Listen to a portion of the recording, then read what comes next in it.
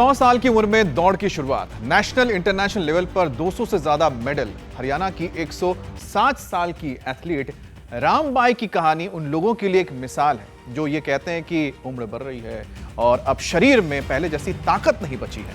ताकत की बात हम इसलिए कर रहे हैं क्योंकि रामबाई 107 साल की हैं। ना सिर्फ दौड़ रही हैं बल्कि शॉटपुट, डिस्कस थ्रो जैसे जो पावर वाले गेम्स हैं वो भी खेल रही हैं। अब ज्योत्सना ना सिर्फ खेल रही हैं बल्कि टूर्नामेंट में मेडल भी जीत रही हैं। एक तरफ रामबाई हैं जो जिंदगी का शतक लगाने के बाद भी दिन ब दिन जवान हो रही हैं, तो दूसरी तरफ आज का यूथ जो 25 से 30 साल की उम्र में ही बीमारियों से हाँफ रहा है। शरीर के तमाम ऑर्गन्स के साथ उनकी नस नाड़ियां भी वक्त से पहले बूढ़ी हो रही हैं। और इसके लिए जिम्मेदार है खराब लाइफस्टाइल, मौसम का असर और कोरोना वायरस। लेकिन अमित, कोरोना वायरस, उसका चैप्टर तो ओवर हो चुका है ना? यही है ज्योत्सना, चैप्टर तो ओवर हो गया है, लेकिन उसके साइड इफेक्ट्स पर आज भी साइंटिफिक रिसर्च चल रहे हैं। और ऐसी ही एक latest study European heart journal में पब्लिश की गई है जो बताती है कि कोरोना की वजह से लोगों की ब्लड वेसल्स वक्त से 5 साल पहले बूढ़ी हो रही हैं। नसों का दुश्मन तो आजकल का मौसम भी बना हुआ है। बरसात में मांसपेशियां और नसों की परेशानी बढ़ जाती है। अब एम्स की एक स्टडी आई है जिसके मुताबिक सिर्फ मॉनसून में न्यूरो से जुड़ी 22% जो केसेस हैं वो बढ़ते हैं। और वहीं पर रेनी सीजन आते ही तापमान में गिरावट से ब्लड सर्कुलेशन धीमा पड़ जाता है और लोगों को थकावट के साथ मांसपेशियों में कमजोरी महसूस होने लगती है। ब्लड फ्लो कम होने से भी नसों को इफेक्ट पड़ता है। तो इसलिए मॉनसून हो या कोई और मौसम, नस नाड़ियों को मजबूत कैसे बनाएं, उनकी प्रॉब्लम ना बढ़े, उसके लिए क्या करना है? आइए सीधे चलते हैं योग गुरु स्वामी रामदेव के पास और उनसे जानते हैं कि योग और आयुर्वेद के जरिए कैसे हम अपनी नस नाड़ियों को मजबूत रख सकते हैं। स्वामी जी इस वक्त हमारे साथ जुड़ चुके हैं। स्वामी जी, आपका बहुत बहुत स्वागत है। प्रणाम। प्रणाम स्वामी जी। बहुत बहुत प्रणाम मेरी बहन ज्योत्सना जी।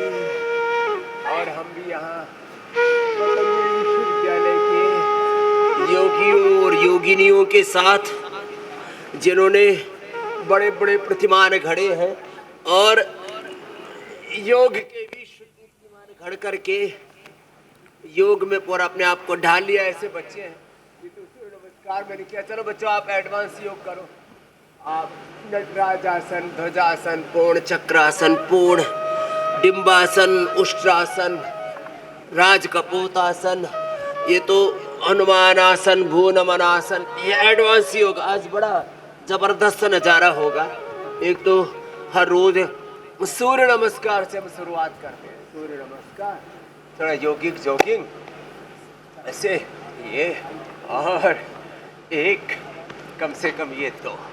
और नस नाड़ियों के लिए भीतर की अंदरूनी मजबूती जरूरी है और वो आएगी ऐसे। कम से कम योगिक जॉगिंग के 2 पोज ये होगी, सूर्य नमस्कार और कम से कम 2 अभ्यास ये दंड बैठक के भी।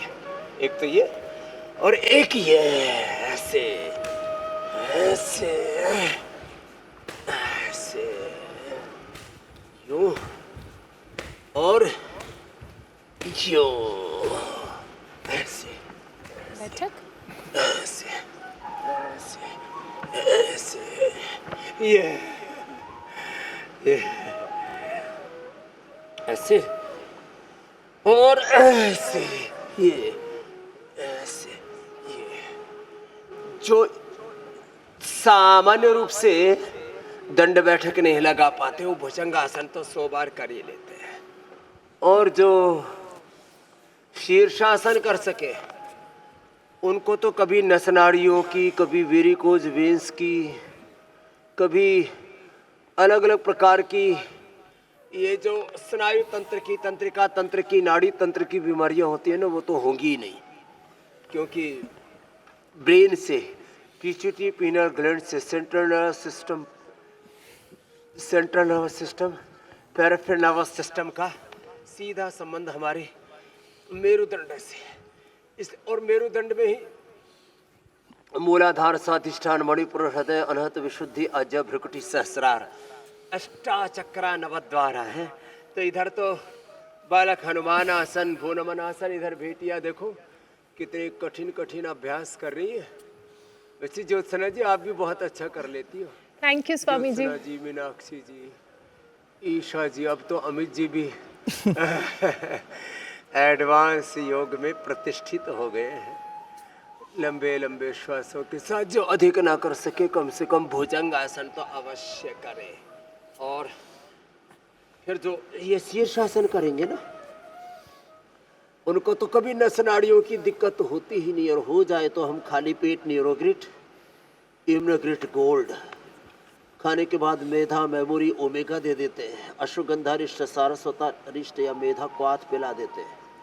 अश्वगंधा और शतावर का तो सेवन सबको करना चाहिए, तो नस नाड़ियों की कभी कोई दिक्कत ही नहीं होगी। Myasthenia gravis, SLE, MS, MND, Parkinson's, Alzheimer, dementia, ये कुछ ऐसे रोग हैं आजकल छोटे छोटे बच्चों में, सेरेब्रल पैलेसी और ऑटिज्म, ये भी मस्तिष्क और तंत्रिका तंत्र की ही दिक्कत है ये, और मस्कुलर डिस्ट्रोफी, इन सब का समाधान है।